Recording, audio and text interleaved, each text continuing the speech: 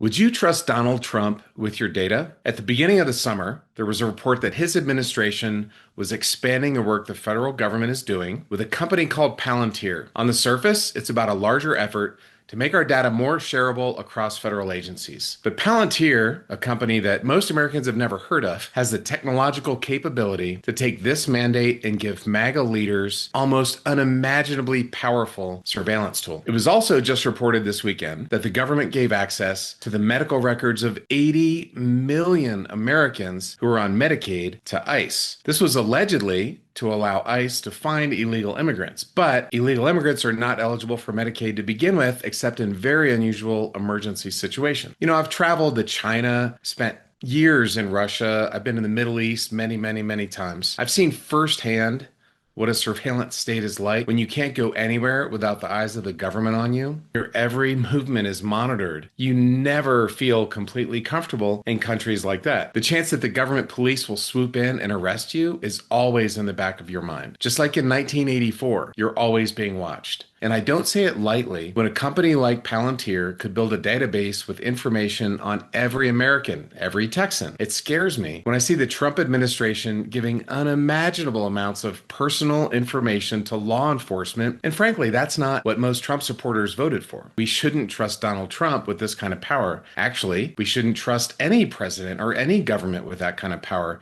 We should demand liberty and privacy at all times. But with Trump, it's especially egregious. In the past week alone, we have all seen the exhausting lying and waffling he's been doing about Jeffrey Epstein. There's simply no circumstance that I'd feel comfortable trusting Donald Trump or his minions with this kind of knowledge about any of us. And that's bad enough, but it's worse knowing that we can't trust MAGA politicians from Texas, people who know better to do the right thing to check this incredible surveillance power. Ted Cruz lies about everything from his overseas vacations to whether the Biden administration was trying to limit the number of beers we could drink per week. Well, I got to tell you, if they want us to drink 2 beers a week, frankly, they can kiss my. They weren't, by the way. Trump called his wife ugly, and he still grovels to him anyway. I've got to be honest, if any man insults my family, we're going to have a problem. And then there's John Cornyn, the man I'm running to replace in the Senate. He once called Trump's plan to build the wall naive. Now he brags about voting with Trump 99% of the time. And he posts pitiful pictures of himself reading Trump's ghost-written book. They're scared.